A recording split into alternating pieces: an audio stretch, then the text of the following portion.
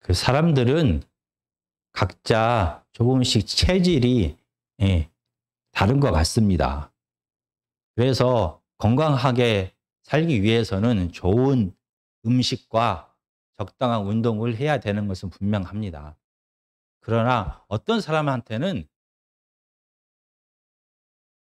육고기를 먹는 것보다 해산물을 먹는 것이 그의 건강에, 그의 체질에 맞는 경우도 있는 것 같습니다. 그리고 어떤 사람은 수영을 하는 것보다는 헬스를 하는 것이 그의 건강에 조금 더 좋은 경우도 있는 것 같습니다. 사람마다 체질이 다르기 때문에 조금씩 그의 몸에, 그의 체질에 맞는 음식과 체질에 맞는 운동을 하는 것이 더 건강하다는 생각이 듭니다. 오늘 본문에서 양과 염소는 체질이 다릅니다. 그들은 함께 생활할 수가 없습니다. 마태복음 25장 41절에서 46절까지를 우리가 천천히 함께 읽도록 하겠습니다. 41절부터 함께 읽겠습니다. 시작. 또 왼편에 있는 자들에게 이르시되 저주를 받은 자들아 나를 떠나 마귀와 그 사자들을 위하여 예비된 영원한 불에 들어가라. 내가 줄일 때 너희가 먹을 것을 주지 아니하였고 목마를 때 마시게 하지 아니하였고 나그네 되었을 때 영접하지 아니하였고 헐 벗었을 때 옷 입히지 아니하였고 병들었을 때와 옥에 갇혔을 때 돌보지 아니하였느니라 하시니 그들도 대답하여 이르되 주여 우리가 어느 때에 주께서 줄이신 것이나 목마르신 것이나 나그네 되신 것이나 헐벗은 것이나 병드신 것이나 옥에 갇히신 것을 보고 공양하지 아니하더이까. 이에 임금이 대답하여 이르시되 내가 진실로 너희에게 이르노니 이 지극히 작은 자 하나에게 하지 아니한 것이 곧 내게 하지 아니한 것이니라 하시니라. 그들은 영벌에 의인들은 영생에 들어가리라 하시니라. 아멘. 지금 마태복음 25장 31절부터는 종말에 대하여 종말의 모습을 보여줍니다. 바로 의인과 악인을 영원히 구별하는 작업을 하고 계신 것입니다. 이 심판주가 누구십니까? 바로 인자입니다. 마태복음에서 인자는 예수님을 말합니다. 가운데 설 자는 아무도 없고 오른쪽에 서거나 왼쪽에 설 수밖에 없습니다. 이스라엘 백성들이 너무나 잘 알고 있는 양과 염소의 이야기를 하면서 이 심판에 대하여 말씀하십니다. 낮에는 양과 염소가 함께 생활할 수가 있습니다. 함께 물을 마시고 함께 풀을 뜯으면서 생활할 수가 있습니다. 그러나 밤이 되었을 때는 달라집니다. 왜냐하면 양과 염소는 체질이 다릅니다. 염소는 추위에 더 민감합니다. 그래서 양과 분리하여서 더 따뜻한 곳에 염소가 모여서 잠을 자게 되는 것입니다. 이렇게 가운데가 없이 양과 염소를 구분하듯이 심판주 대신 예수님께서는 의인과 악인을 구분하셨습니다. 그리고 오른쪽에 있는 의인들을 향하여 그들은 하나님께서 예비하신 하나님의 나라를 유업으로 받게 될 것이다 라고 말씀하셨습니다. 이 판단의 근거는 추상적인 믿음과 사랑이 아닌 구체적으로 그들이 삶에서 어떻게 자비를 베풀면서 구체적으로 어떻게 사랑을 베풀면서 살았는지에 따라서 이 의인들은 영생을 얻게 된 것입니다. 그리고 오늘 본문에서 드디어 왼쪽에 있는 악인들을 향하여도 같은 기준으로 예수님은 말씀하십니다. 이 왼쪽에 있는 악인이 영벌을 받게 된 이유 역시 그들이 바로 예수님께서 줄일 때 먹을 것을 주지 않았습니다. 예수님께서 목이 말랐을 때 그들은 예수님께 마실 것을 주지 않았습니다. 예수님께서 나그네 되었을 때 예수님을 집으로 영접하지 않았습니다. 예수님께서 옷이 없어서 헐벗었을 때에 이 악인들은 예수님 앞에 예수님께 옷을 주지 않았습니다. 예수님이 아팠을 때도, 감옥에 갔을 때도 이 악인들은 예수님을 돌보지 아니했습니다. 그들의 구체적인 일상의 모습을 통하여, 자비를 베푸는 모습을 통하여 이 악인들은 영원한 형벌을 받게 된 것입니다. 어쩌면은 이 악인들은 억울하다라고 말할 수도 있습니다. 그들은 우리가 잘 알고 있는 십계명을 통하여 자기들의 억울함을 이렇게 변호했을지도 모릅니다. 우리가 잘 알고 있듯이 십계명은 안식일을 거룩하게 지키라, 내 부모를 공경하라 라는 이 두 계명을 제외한 나머지 계명은 다 하지 말라입니다. 특별히 사람들과의 관계에서는 살해하지 말라, 가늠하지 말라, 도둑질하지 말라, 거짓 증언하지 말라, 이웃의 것을 탐내지 말라, 말라입니다. 이 왼쪽에 있는 악인들은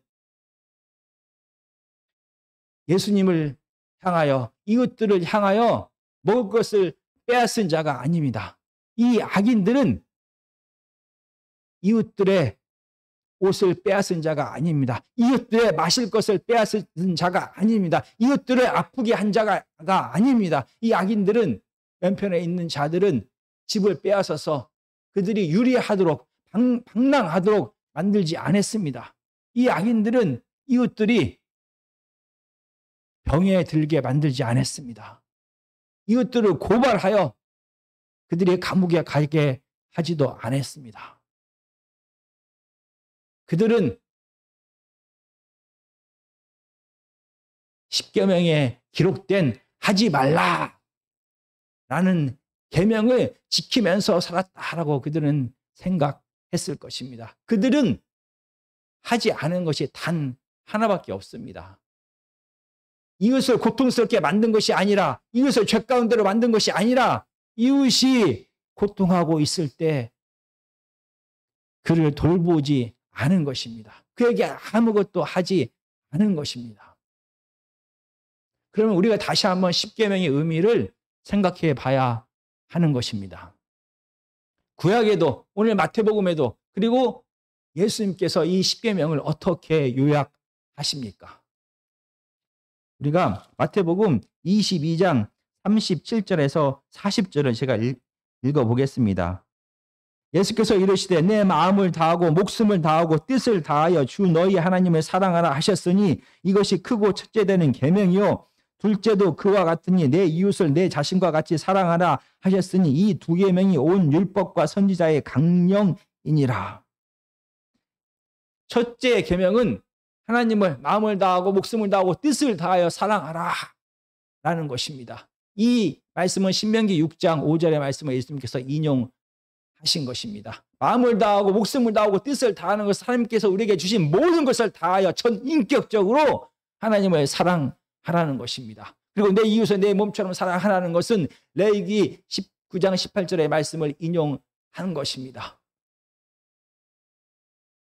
이 십계명에 드러난 하나님의 뜻은 무엇을, 이웃을 향하여 범죄하지 말라라는 것이 아닙니다. 진짜 하나님의 뜻은 적극적으로, 구체적으로 하나님을 사랑하고 이웃의 고통에 참여하여서 그들의 이 고통의 문제를 해결하라는 것입니다. 이웃을 내 몸처럼 적극적으로, 구체적으로 사랑하라는 것이 바로 이 십계명에 기록된 하나님의 뜻인 것입니다. 그리고 마태복음에 기록된 예수님도 이 십계명을 이렇게 하나님을 사랑하고 이웃을 내 몸처럼 사랑하는 구체적이고 적극적인 사랑의 표현으로 요약하고 있습니다. 이렇게 적극적인 사랑, 구체적인 사랑이 예수님께서 말씀하신 팔복의 정신에도 그대로 드러나는 것입니다. 우리가 마태복음 5장 9절의 말씀을 제가 읽겠습니다.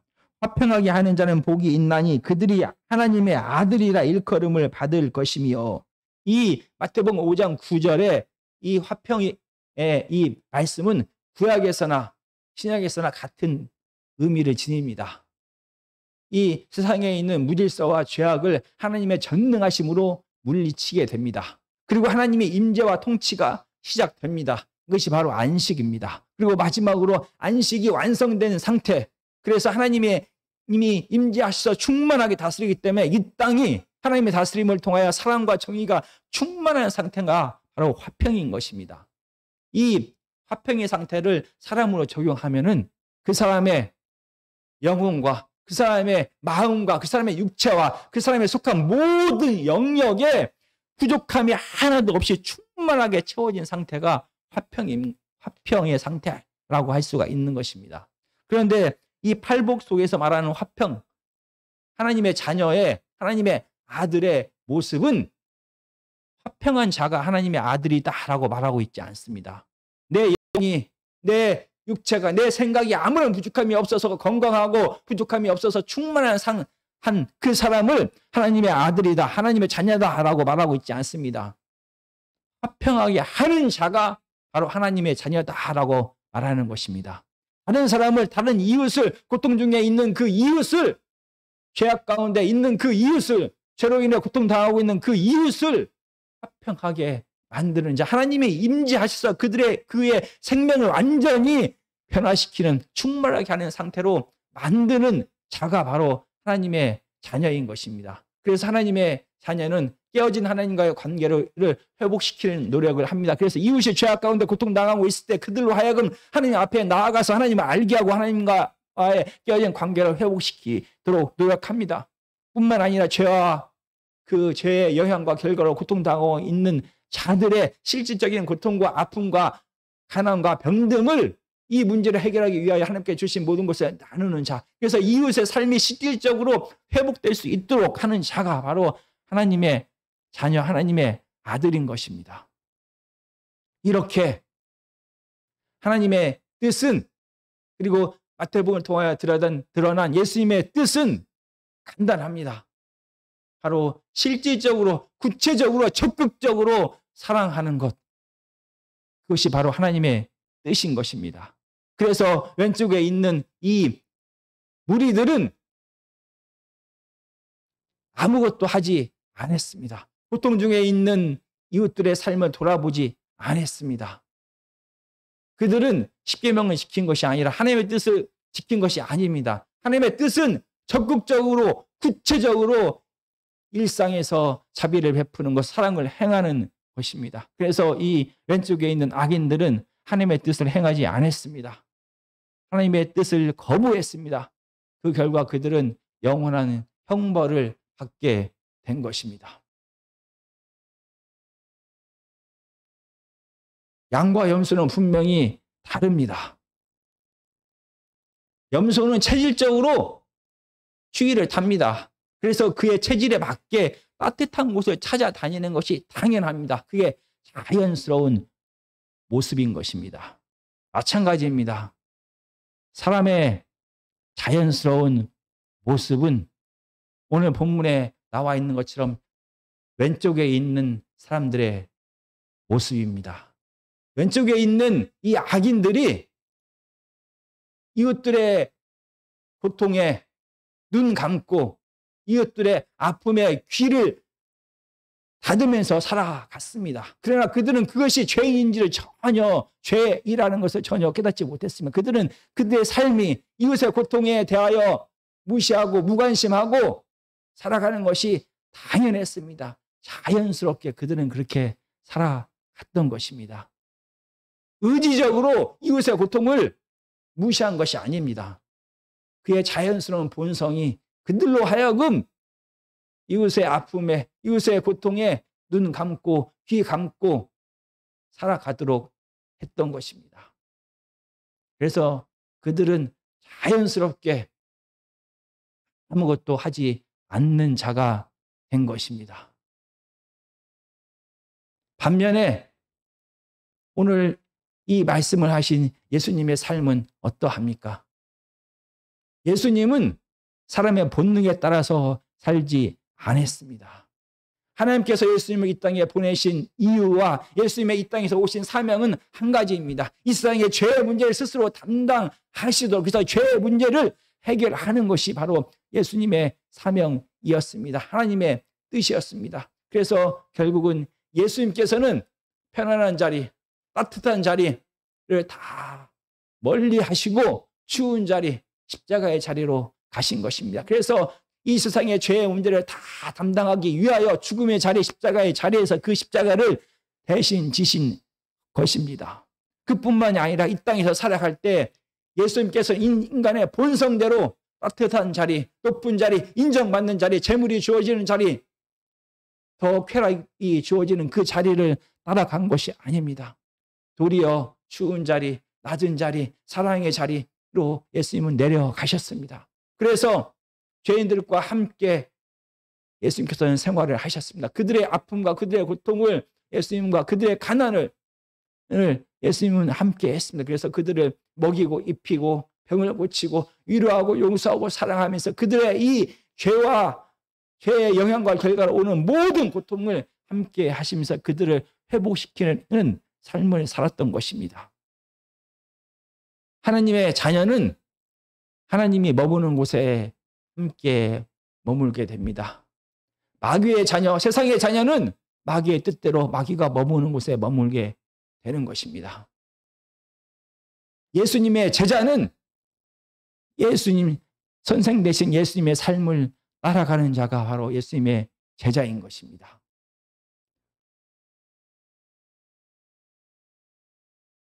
오늘 본문인 마태복음 25장 34절과 42절을 다시 한번 보겠습니다. 34절입니다. 그때 임금이 그 오른편에 있는 자들에게 이르되 내 아버지께 복 받은 자들이여 나와 창세로부터 너희를 위하여 예비된 나라를 상속받으라. 종말의 심판하실 때 바로 오른쪽에 있는 자들에게 예수님께서는 예수님 앞에 가까이 나오라라고 말씀하십니다. 이 땅에서 죽음과 두려움에 가득한 이 세상에서 이 오른쪽에 있는 의인들은 자기의 본성에 따라 살지 않았습니다. 본성을 매일매일 삶을 통하여 부인하면서 십자가를 지면서 예수님처럼 추운 자리, 낮은 자리, 예수님의 십자가의 자리를 찾아다녔습니다. 예수님과 함께 예수님의 길을 걸었습니다. 그런 자들은 예수님께서 종말에도 이렇게 말씀하십니다. 이 세상에서 너는 나와 함께 하면서 나에게 더 가까이 다가오는 삶을 계속 살았기 때문에 하나님께서 나에게 맡기신 이 하나님의 나라를 너는 나와 함께 유업으로 받게 될 것이다 라고 말합니다. 예수님과 함께 예수님의 길을 따랐던 자들은 종말에도 예수님과 함께 가게 되는 것이 당연한 것입니다. 42절입니다. 내가 줄일 때 너희가 41절입니다. 또 왼편에 있는 자들에게 이르시되 저주를 받은 자들아 나를 떠나 마귀와 그 사자들을 위하여 예비된 영원한 불에 들어가라. 이 왼편에 서 있는 자들에게 왕이신 예수님께서 말씀하십니다. 너희들은 세상에서 나를 떠나서 살았다라고 말합니다. 세상에서 그들은 그들의 본성에 따라서 따뜻한 자리를 찾아다녔습니다. 그들의 본성에 따라서 힘이 되는 자리를 찾아다녔습니다. 그들의 본성에 따라 재물이 더 주어지는 자리를 찾아다녔습니다. 그들의 본성에 따라서 그들의 쾌락이 이끄는 대로 그들은 살았습니다. 그들은 이 세상에서 하나님이 아닌, 예수님이 아닌 세상의 가치에 따라서 마귀의 질서를 따라다니면서 살았던 것입니다. 이 세상에서 살 때도 그들은 예수님을 떠나는 삶을 살았습니다. 이런 삶을 살아간 이 악인들에게 예수님께서는 종말에 같은 이야기를 하십니다. 너는 나를 떠나라고 말합니다. 이렇게 세상에서 하나님을 떠나서 예수님을 떠나서 세상과 짝하여 살았던 이 자들은 예수님과 함께 하나님의 나라를 유업으로 받을 수가 없습니다. 종말에도 영원한 세상에서도 이들은 예수님을 떠나서 살 수밖에 없는 것입니다. 그래서 이 왼편에 선 자들은 영원한 형벌, 저주를 받는 삶을 살 수밖에 없게 된 것입니다. 어쩌면 우리는 본능적으로 우리의 본성은 염소와 같습니다. 그래서 우리의 본성은 우리의 죄성에 따라서 힘과 쾌락을 추구하며 살아가는 게 너무나 당연합니다. 그래서 더 따뜻한 자리, 더 높은 자리, 더 쾌락이 주어지는 자리에, 더 힘이 주어지는 자리에, 더 인정을 받을 수 있는 그 자리를 찾아다니는 게 너무나 당연한 우리는 염소의 본성으로 태어난 자들입니다. 그러나 하나님의 은혜로 우리는 염소의 자리에서 양의 자리로 옮기심을 받게 된 것입니다. 우리가 비록 지금은 하나님의 은혜로 하나님의 자녀가 되었지만 여전히 우리 안에는 본성이, 우리 안에는 죄성이 있습니다. 그래서 낮은 자리, 추운 자리, 예수님의 십자가의 자리, 사랑의 자리, 용서의 자리로 나아가는 것은 너무나 힘이 듭니다. 그러나 분명히 하나님께서 우리의 택하신 그 하나님께서 성령님을 통하여 우리와 함께 하십니다. 그래서 우리가 부자연스러운 이 사랑의 자리, 낮은 자리, 십자가의 자리로 계속 끝까지 나아갈 수 있도록 함께 하실 것입니다. 그래서 우리의 이 부자연스러운 사랑의 자리, 용서의 자리, 낮아짐의 자리, 섬김의 자리, 나눠주는 자리가 자연스러운 우리의 삶의 모습으로 드러날 때까지 계속해서 우리와 함께 하실 것입니다. 그래서 이 낮은 자리, 추운 자리, 좁은 자리, 사랑의 자리, 나눔의 자리를 계속 예수님과 함께, 성령님과 함께 예수님을 따라서 걸어가게 될 때 우리의 마지막은 바로 예수님과 함께하는 이 생명의 나라, 하나님의 나라를 함께 유업으로 상속받게 될 것입니다. 우리는 늘 기억해야 합니다. 우리는 본능적으로 염소의 본능을 타고 태어났다는 것을 늘 기억해야 됩니다. 그러나 우리가 우리의 본능에 따라서 죄성에 따라 살게 되면 우리의 결말은 예수님과 다른 생명 되신 예수님을 떠나는 삶, 예수님과 함께할 수 없는 삶을 살게 된다는 것입니다. 우리는 하나님의 은혜로 양의 자리로 옮기심을 받았기 때문에 인내하며 기도하며 용서하며 사랑하며 이 십자가의 길을 끝까지 걸어가야 합니다. 하나님께서, 성령님께서 우리와 함께 하실 것입니다.